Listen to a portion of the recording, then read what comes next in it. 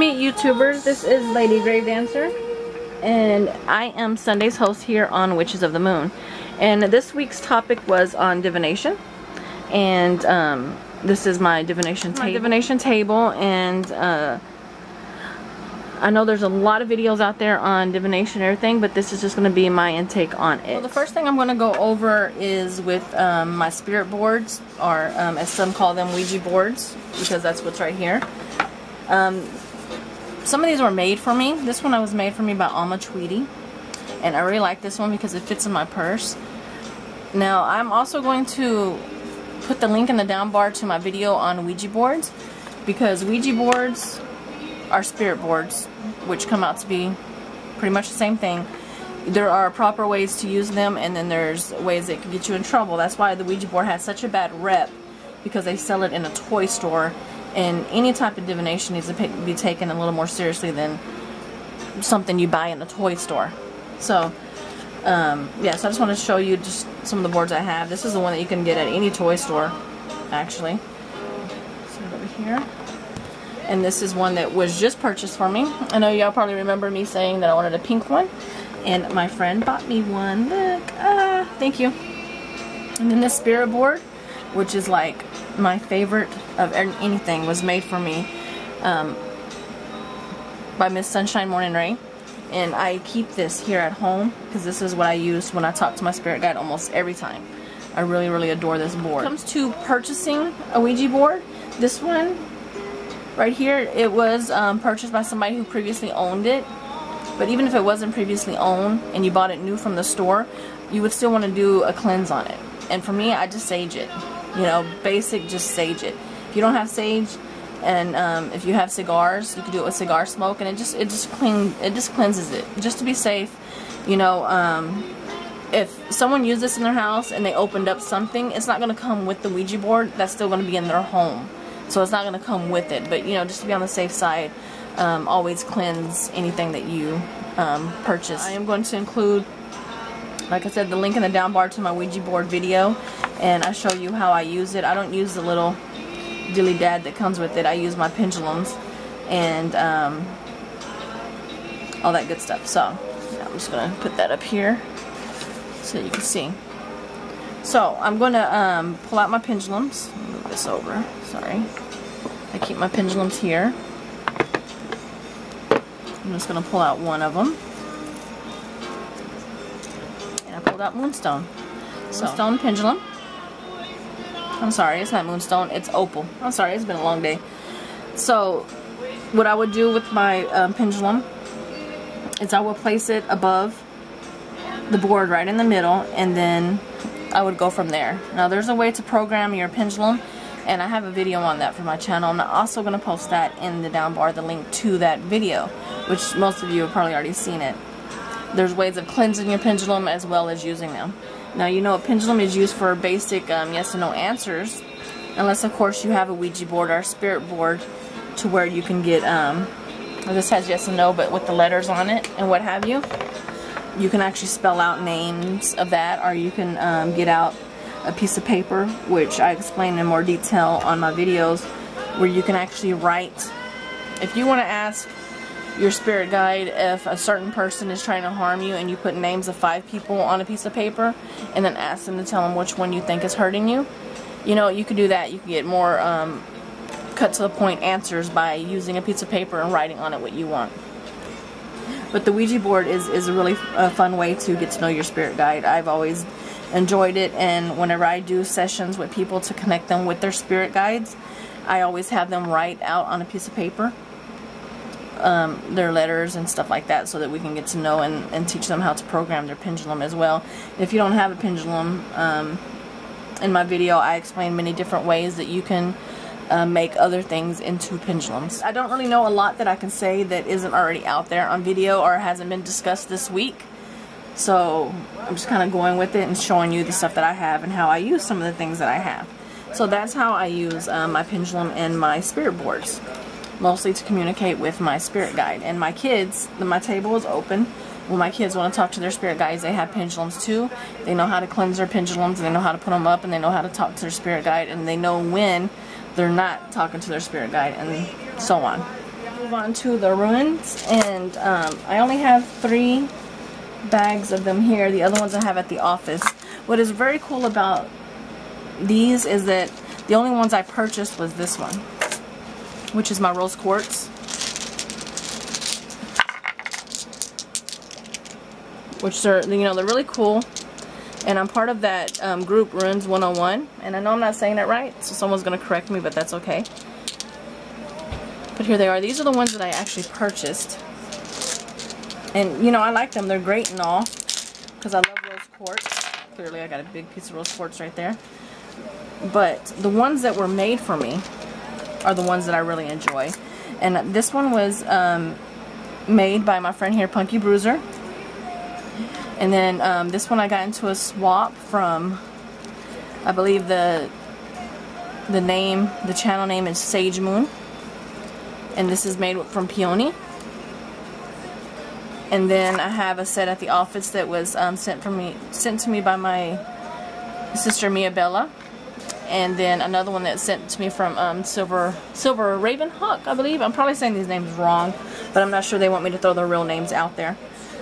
And those I like the most are the ones that were made for me. Now, I don't know how to read these in this group. It's been a lot of help for me being part of this group and everything. But I think that the only thing that I will be using these for is not going to be for divination, but for personal workings and workings with other people. I can see that's the way that I'm going to be going with it. Now, I enjoy pulling one a week and working with it. It's taught me a lot about myself just in the few that we have pulled. And they're freaking awesome. I just don't think I'm ever going to be the one that can throw them out and read and use them for divination, but a lot of people can't. I'm just not one of those people. Put the link in the down bar too for that group for anybody who wants to join it. I'm going to go on to my tarot cards. I have several decks of tarot cards here, and I have a deck of oracle cards here too, and I'm missing a deck, and I think it's at the office. I do a lot of my stuff at the office as well. So these are my oracle cards. The oracle cards for me, I use them when I want more basic to the point answers. These are, and this is just for me, this is my opinion, this is how I read them whenever I want, if it's just someone that I meet and I want to know something about them to see what to expect and things like that, I'll just pull out a few oracle cards. That's what they work best for me, is short answers, and to the point answers, not for a complete reading for what's going to happen to you in the next year. A lot of people do use oracle cards for that, but I'm not one of those people that do. So I would pull out just a few if I have a question about anything and I just need an answer, and I do it for friends as well and people who ask me to. So that's what I use oracle cards for, and I love these oracle cards. These are like my favorite oracle cards of ever. I don't know, I like the larger cards, I guess. So yeah, so that's oracle cards. Now tarot cards. In my tarot card bags, you will find either a pendulum or a stone in each of the bags. And the reason that I do that is, well, on the pendulums, because I like to keep another form of divination with me, but also the stone. I will charge the stones, and I do feel that charging the tarot cards does help whenever you are doing a card reading. So that's why I keep them in there. This is my red jasper pendulum, and I love that pendulum. Okay, well, these are one set of the cards. This has to be the easiest set of tarot cards that I've ever owned in all my years. Easiest read. These I believe are very good for beginners. I mean, they're just such a simple read, and I highly recommend these, and they're really not expensive. I think you can get them for under 20 bucks online just about anywhere. Someone had asked me, when you get a new deck of tarot cards, what do you do? Well, I can tell you what I do. And the first thing I do is cleanse them. And like I said with the boards, I will do it either sage or with a cigar. It just depends on the vibe I get off of it. If it's not a very stressful feeling deck, then I will just use sage. But if I feel like it has more cleansing that needs to be done to it, then I use cigars. Which it's not real difficult for me to do readings, because I don't read per the book. But because this is part of the writer decks, I've actually read most of that book, and it kind of interferes with my intuitive readings, because that's how I do readings. I lay cards down and I wait for images to pop out at me. So this one I find to be a little harder to read, only because I keep getting interrupted from what I read in the book, and that's why I don't use these very often at all. Here I just got for pure amusement, and that is the Zombie Tarot. It's really awesome. I've only ever done readings on myself or when I go up to the fellowship to do group readings or whatever, but I've not done it for anybody who has asked for them online or what have you. Okay, I'm just not sure what all I can tell you that hasn't already been done once or twice. The videos that I'm going to put the links for in the down bar are very informative videos that I've done. Now there's a few other ways that I have done divination to get answers with things that I need, and that don't include any of these tools at all. It includes me with either my goddess or my spirit guide. And as most of you know, I work with Hecate. And whenever I am really needing to know something, or you know, I need to get a feeling about something, I will meditate prior to going to bed. And I don't know if this is going to work for everybody. This has always worked for me. I will meditate before I go to bed on what I want to know about. And I will ask for Hecate or my spirit guide, depending on who I feel like I need to go to, or I might go to both. I'll meditate on the answer that I need to find out about, and sometimes I even do it for friends and family who need to know something. And through the night, while I sleep, because I don't always dream, I will get my answer. I will wake up with the answer in my head, and it has always been accurate. Another form of divination, form of divination that I started doing only about a year ago, which I have enjoyed very much so, and I've only really done it on myself and with friends, and that is reading tea leaves. I saw another lady here on YouTube doing it, and then I started watching other videos, and then I come to find out that some of my ancestors, great-grandparents, whatever you want to call them, they did tea leaf readings as well. So I thought that was really cool, and that's awesome, but I'm not ready to start making videos on it because, like I said, I've only been doing it for maybe a year, and I don't like to start making videos about stuff that I don't know fully about, so I don't. Fire meditation is freaking awesome. I will meditate with the fire, especially at the drum jams that I go to, or sometimes I just light a fire up in my front yard when I need to meditate and get some answers for anything, and I get images through the fire. I guess that's kind of like people who read crystal balls, and they get the images through the crystal ball or through a glass of water, or you know, whatever. Scrying mirrors, which I've not ever had any luck with myself, but there's many ways. Fire is a really good way for me. Smoke readings, that is really awesome too. I remember the first time that I got a smoke reading, it kind of freaked me out because the face of somebody came through the smoke, and that's another video. But anyway, smoke readings are really good. So there's so many forms of divination that's out there that you can look into, and some of y'all will be able to do it right away. Some of y'all, it will take some time to do it. For me, tarot cards, I picked it up and I went with it. Pendulums are amazing for yes and no answers. I think divination has a lot to do with yourself and where you are, and I think anybody can do it. And there's so many different forms of it because so many different people have been doing divination for years and years and years. I don't know what else that I can throw at you that hasn't already been done and that I haven't done in other videos.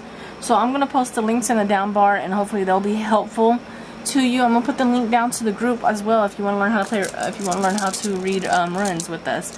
We have a lot of amazing people who have been reading them for years, and then we have a lot of beginners and a lot of in-betweeners. So it's a really good group. So I'll put those links in the down bar, and again, sorry that it wasn't more informative, but it's just all been done. If you have any specific questions, you know, you can private message me on my channel, Lady Grave Dancer, or leave comments here, and I'll answer the comments as well. And I think I skipped right by that part where I said when you get new tarot cards to sage them or use cigar smoke with them. I just skipped right by the part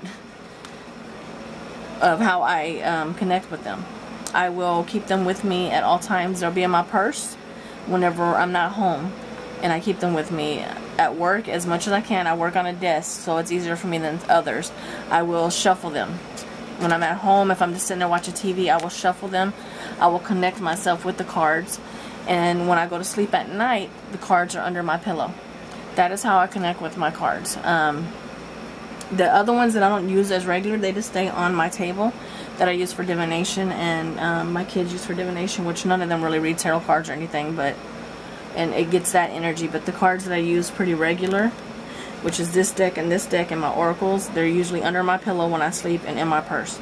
So yeah, so I just wanted to add that in there. That's just how I connect with them, is I just kind of bond with them. Okay, alright, I'm sorry again that it wasn't very informative, but this whole week has had much information into it. It's in a down bar. And yeah, I'm looking forward to next week's topic though. Really awesome. I'm probably going to record that today and get it ready for next week. And as always, blessed be, guys. Bye.